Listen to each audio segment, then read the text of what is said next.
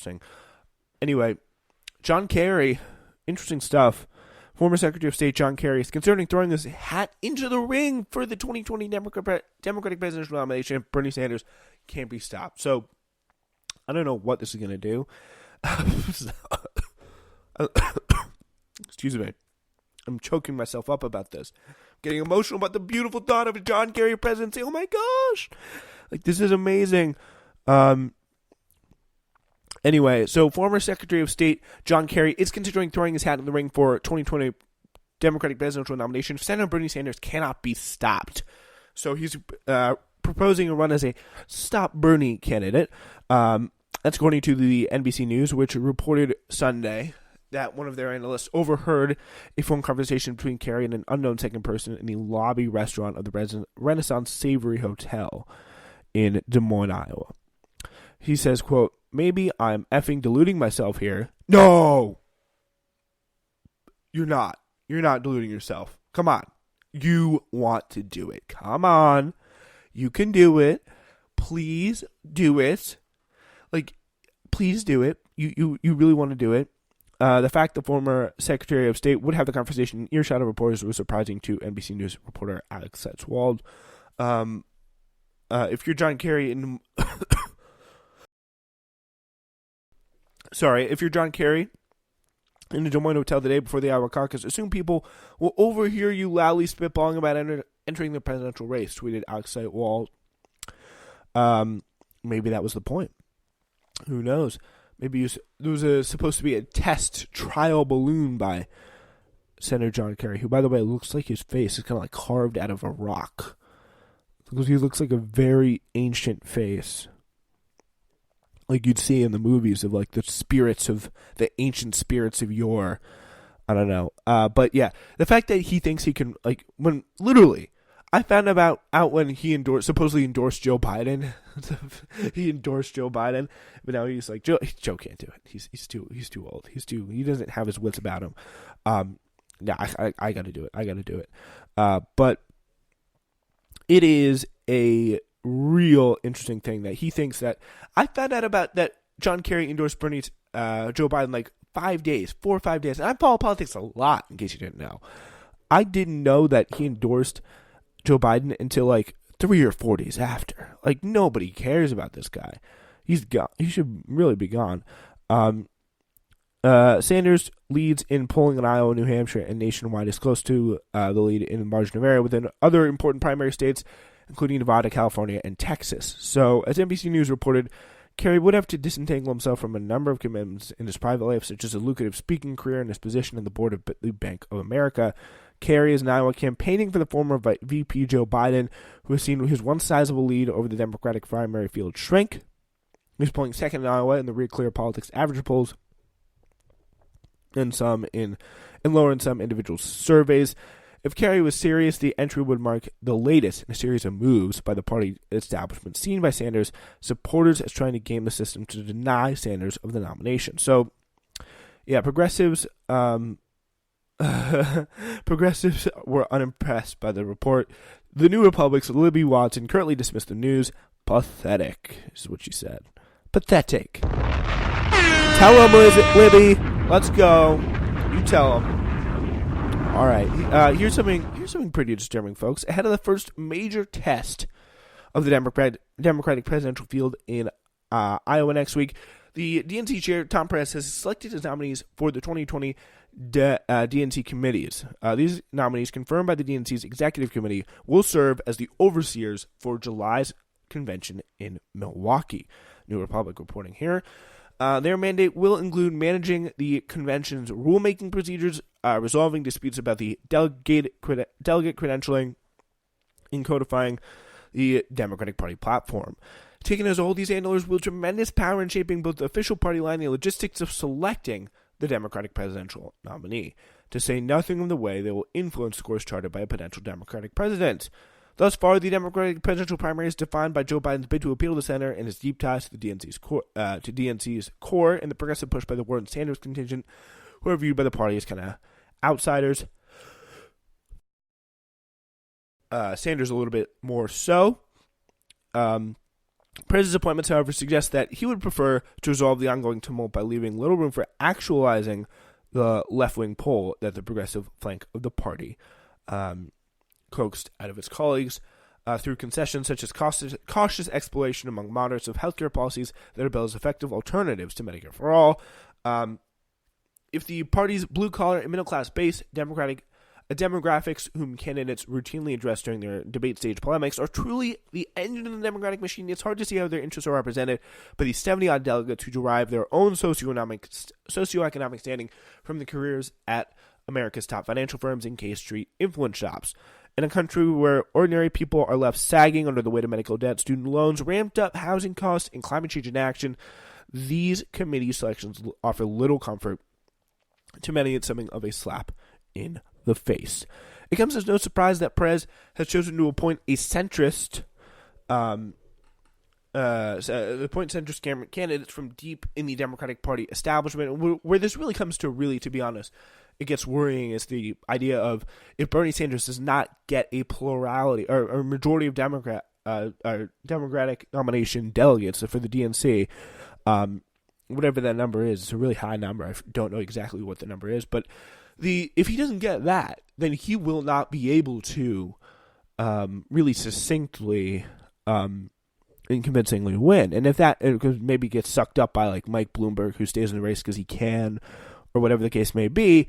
So if that happens, like what exactly will happen then? It'll be a super delegate vote in the second ballot, and all bets are off. Anything can happen. They can hand Mike Bloomberg the nomination. But the thing is, if that would happen, the Democratic Party would split into, shrivel up, and absolutely die, and Trump would be reelected. So the question is, do they want that? It's tough. The supporters would be I think the general population would be very, very mad about that. If they really went all out to stop a Sanders presidency, they almost certainly would not have a Democratic Party anymore, depending on how egregious they did it, really.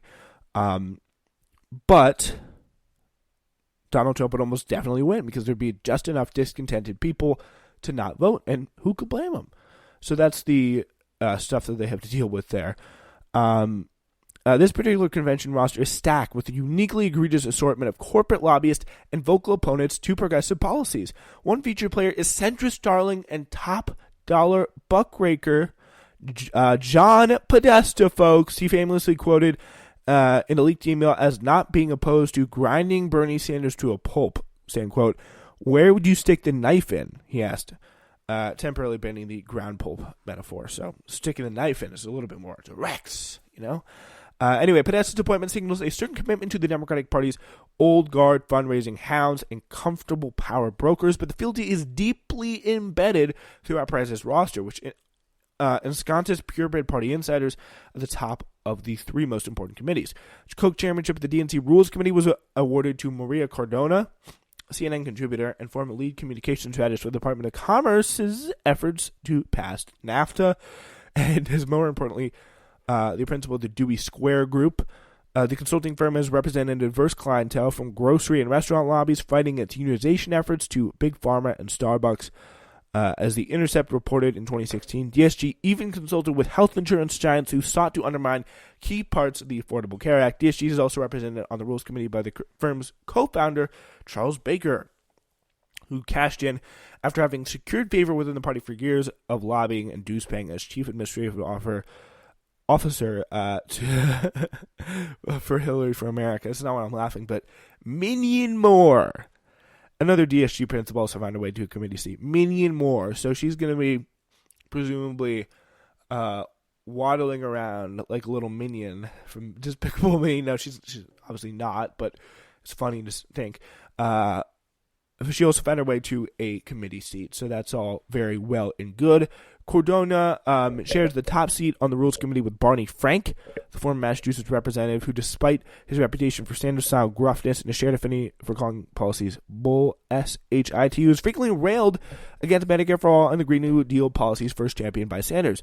Frank's past attacks, so pretty much he's a Wall Street establishment guy, Frank's past attacks of Sanders had reached such heights of vitriol that Sanders formally requested the DNC remove him from his position in 2016. Look how that worked out, marking a break from Sanders' typical unwillingness to make direct asks rather than blistering invectives of the Democratic Party machine. Below Frank and Cardona on the Rules Committee sits Alexandra Gallardo-Rooker, senior advisor to the Bloomberg campaign right now, so that's really cool. Christopher Liu, champion of the TPP, and the Biden-backing mayor of Atlanta, Keisha Lance Bottoms. Keisha Foggy Bottoms, mayor of Atlanta.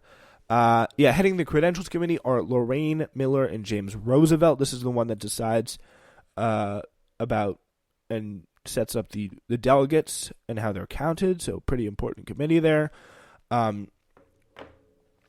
Lorraine Miller and James Roosevelt, the same two chairs that denied Sanders' aforementioned request to remove Frank in 2016. So yeah, objectivity, good history of objectivity here. Very nice. After leaving public service, Roosevelt built his career rocketing up the ranks of the healthcare industry to the position of CEO of the Tufts Health Plan before joining multiple boards of healthcare associations. He previously held the title of co-chair for the Rules Committee since 1955 and ran interference during the height of brokerage allegations that made the Sanders-Clinton dust-up of 2016. Miller and Roosevelt will oversee Vice Chairs Tonio Burgos, whose firm lobbied for the Constitution Pipeline, delivering fracked natural gas across New York, and Shefali Dugal, a powerhouse fundraiser who memorably sought upgraded VIP privileges for the 2016 Democratic Convention in leaked emails. Dennis McDonough, best known for serving as President Barack Obama's chief of staff, those cinephiles may recall John Hamm's portrayal of him in The Report, which depicted his effort to slow walk the release of the information related to the CIA's torture program. That also made the cut. Appointed as co-chair of the platform of the committee, McDonough also sits on the vulture's perch as the Rework America Task Force, a bipartisan leviathan of corporate interests attempting to, unsurprisingly, remake America's workforce. So that means just make it more fair and more equitable to the workers, right? Wait, no, it doesn't. It means destroy all unions at all costs. Oh, okay. It's got the help of dedicated founding partners at Walmart, Boeing, Kaiser Permanente, McKinsey, and Microsoft. Daniel Gray, a senior VP and chief legal officer for Blue Cross Blue Shield, holds a vice chair seat on this committee alongside Jake Sullivan, a senior advisor to Hillary Clinton and former national security advisor to Joe Biden. Woohoo! On the other notable committee appointments went to former Senator Heidi Heitkamp, who now sits on the board of the hawkish neoconservative John McCain Institute. I love how these people are really reviewing their true colors after they are done with the Democratic Party. Now invited back into the Democratic Party. No questions asked. Former Obama official Carol Browner, who voted down radical climate change initiatives in 2016. Harold Ikes, described by the Times as Bill Clinton's garbage ban for both selling acts to the president and whipping support for after the Jennifer Flowers incident. Alex Padilla, accused of suppressing progressive independent voters in California. And Michael Steed, founder of the Paladin Capital Group, which settled within the state of New York a pay-to-play scheme involving New York Pension Fund. Paladin Capital has also invested hundreds of millions of dollars in a Homeland Security Fund headed by former CIA leader, assortment of military generals. So pretty much this is the who's who of everyone in the business world, everyone in the Democratic Party politics world, anyone in the business and politics world, pretty much, who really wants to stop Sanders. They are welcomed on this committee, no questions asked. So this is definitely something to keep your eye on. There's some more of this, but there's just some crazy, crazy people on this committee. It's pretty insane, to be quite honest with you. All right, you want to hear something pretty insane? Republican Senator Joni Ernst warned Sunday the GOP could swiftly move to weaponize the impeachment process if a Democrat wins the presidency in 2020, proclaiming the door of impeachable whatever has been opened. Specifically invoking VP Joe Biden, Ernst told Bloomberg News in an interview, "We can have a situation where if it should ever be President Biden, immediately people right after the day he would be elected would say, well, we're going to impeach him. Yeah, we'll find a way." Which is, again, exactly what the Democrats did, right? No, obviously they did not. They waited like 3 years for that. in particular, like, completely denied other, like, despite, like, they tried so hard for this exact thing not to happen, but it happened anyway, and they screwed up the whole impeachment. Like, what do you think? It's like, Jesus. The Iowa Republican who said she has plans to acquit President Donald Trump this week claimed Biden could be impeached for being assigned to take on Ukrainian corruption, yet